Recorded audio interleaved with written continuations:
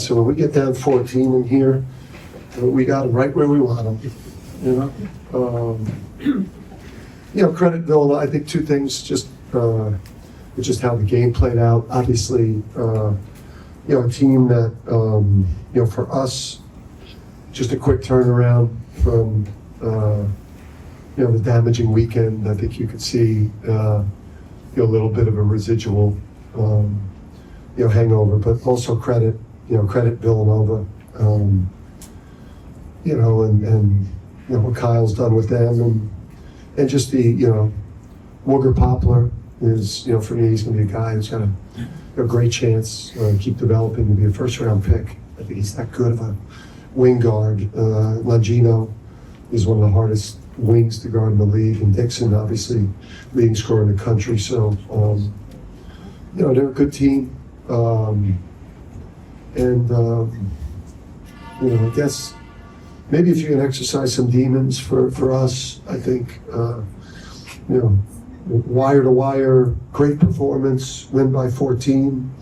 Probably would have been a more enjoyable experience, but I just think that, this could be galvanizing for us. Just the way we showed so much heart, and down 14 with 12 to go, and could have lost by 18, tucked tail and just bailed. But guys like McNeely and Taris Reed and Stan Diarra, solo ball. I thought Jay Stu, had a critical couple minutes there. They wouldn't let us lose. So, hats off. Yeah, the overall defense late in the game and then the full court pressure, I mean, it obviously made a huge difference. Is that something you might do more? I know you can't do it as much as maybe. It just, it's tough with Liam. When it's like Liam, Alex, Solo, and Haas who's hobbled, it's not the most kind of athletic, lengthy, twitchy, group to do it. So just getting Jalen Stewart in the game and then putting him on the ball just made us a little more disruptive that way. But if we're able to extend the minutes for guys like Jaden Ross, guys like Jalen playing 7.5 minutes, I mean, part of it was, his first run, he did some stuff that got him in the doghouse, but then his minutes in the second half really saved us. Speaking of Haas, I mean, how do you think he looks right now physically?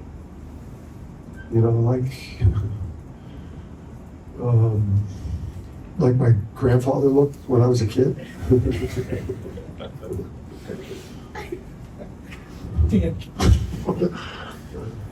Can you just talk about the role that Terrace played? Last 10 minutes, 10 points, 4 rebounds. That's just what we've been begging. I'm sorry to interrupt you, but it's just what we've been begging for from Terrace. And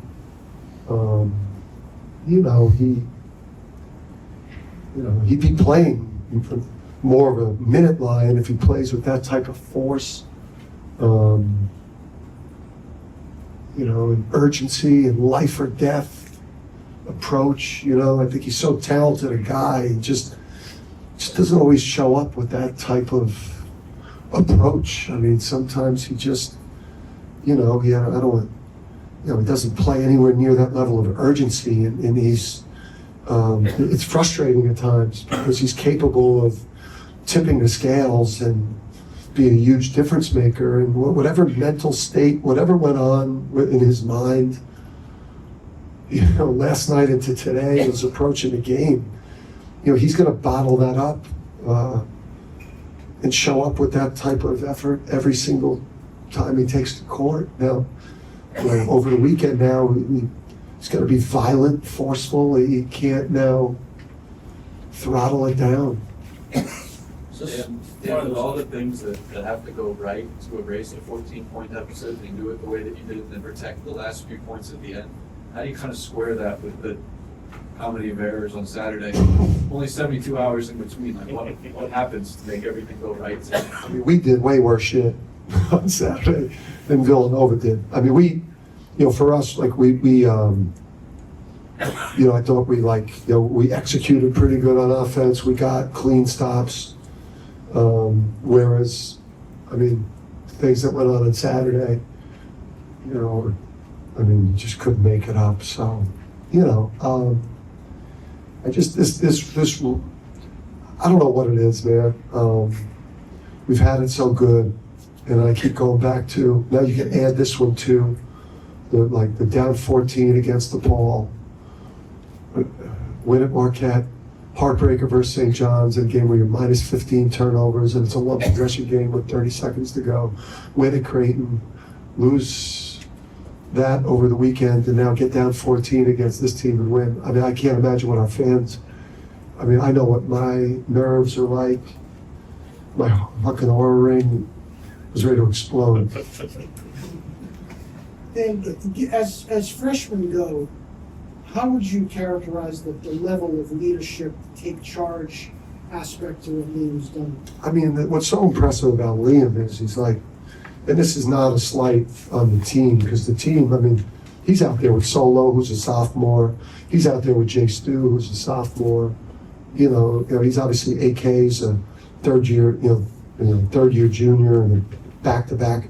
But he's got Ahmad running around out there. Jay Ross, who's a sophomore. I mean, Steph was surrounded by, a super team. And so there's so much more pressure on Liam, and, to get on the glass. And if he has he wasn't playing well up to the point when we were down 12 or 14.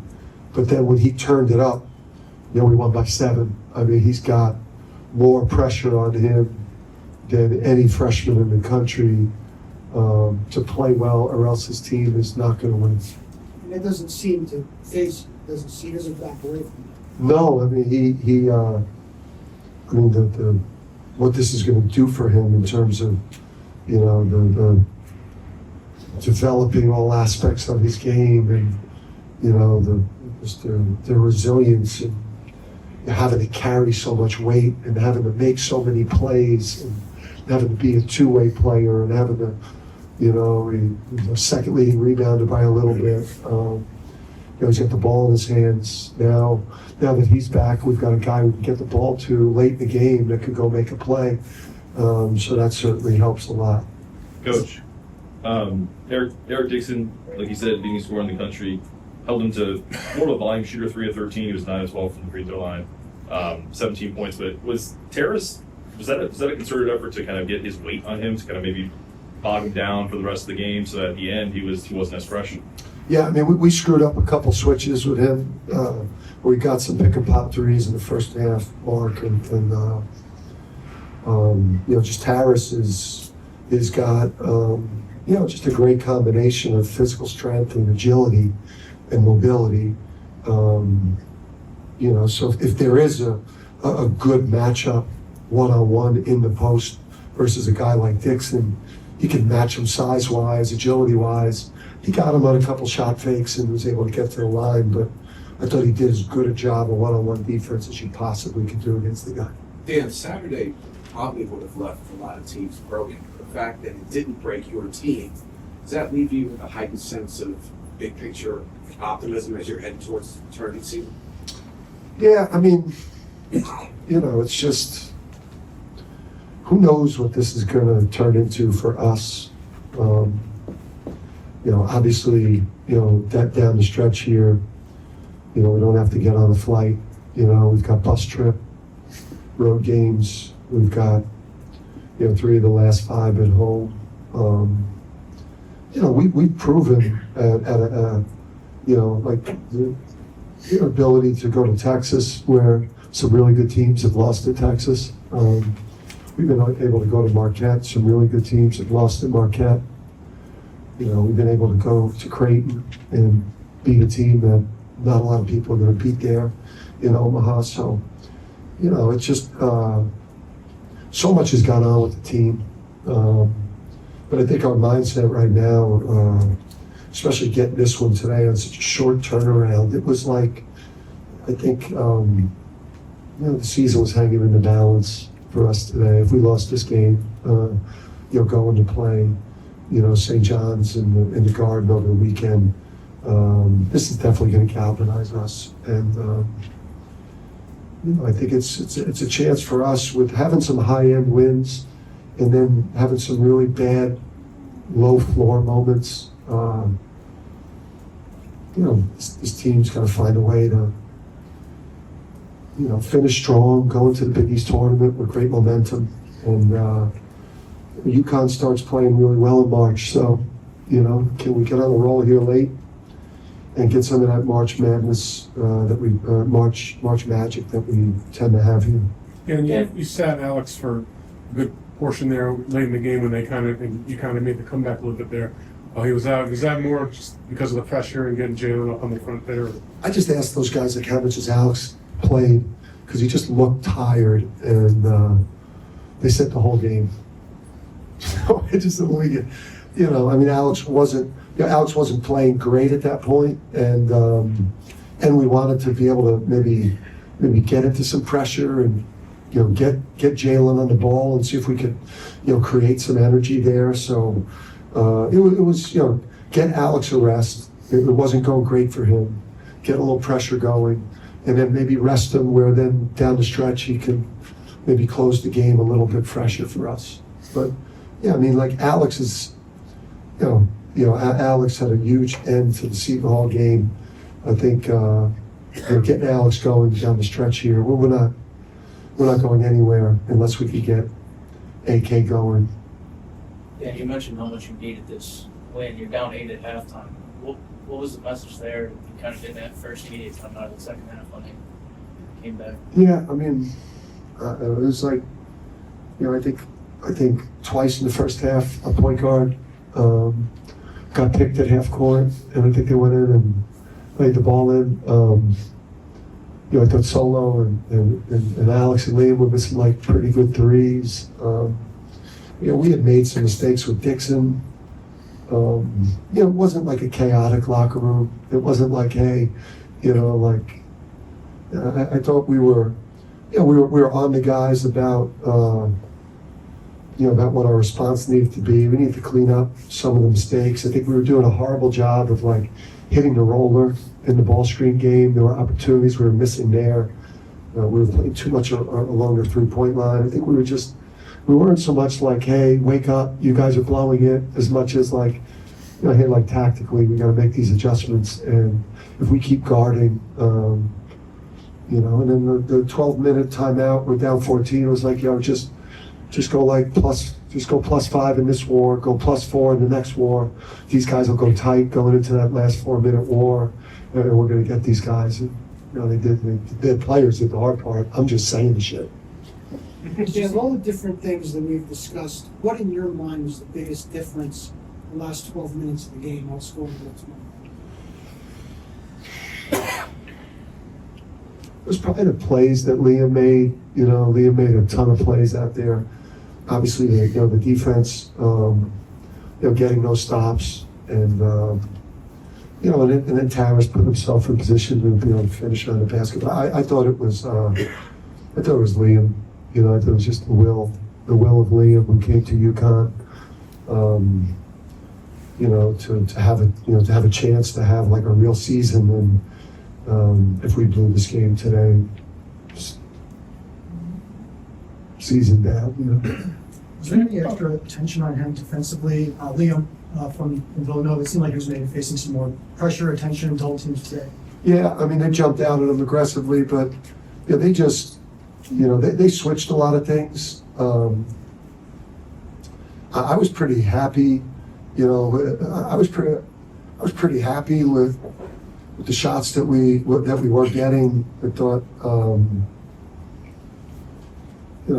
I thought we actually did a decent job against on-ball switching, off-ball switching, 1 through 4, 1 through 5, which sometimes is disruptive for us. We're better against the conventional defense, that chases or plays a drop. They were mixing it up between the drop, a hard head, switching 1 through 5, switching 1 through 4. So they gave us a lot of different looks that made it tough. Yeah, is there anything you have to change in practice or just the way you prepare to kind of sustain with a 6-7 man rotation as opposed to 9-10? Yeah, the difference between this year's team and the prior teams is we were just so deep. We were so deep, so we were pretty fresh. And our high-end people weren't playing the minutes that our high-end people are playing. So we could like practice hard in preparation for games and be super sharp, where it's like we've got to back off because of Liam's injury, because of Hassan's injury, because of Alex's minutes, and because of the general, lack of how far we can go into the bench in this given year. It's affected the way, practice is so important to us, to get us razor sharp and to get us playing at a fever pitch when games start, that I think it's not being able to practice the way we like to practice has hurt the way we've played this year. Now that you got this win, what's it mean to have Cam and Tristan in the building tonight to watch? I apologize to Tristan multiple times. Just how much of an asshole I was to him, it just he was around in practice yesterday. DC's been around the last couple of days. Cam's been around multiple times. I just think it's really lifted the coaching staff up. We were down coming out of Saturday. Obviously, coaches take losses way tougher than players take them. So, just to hang out with those guys the last couple of days, it lifted the spirits up with the staff, and I think some of a lot of the team too. Those two guys, man, crazy, historical players. That's what else we got.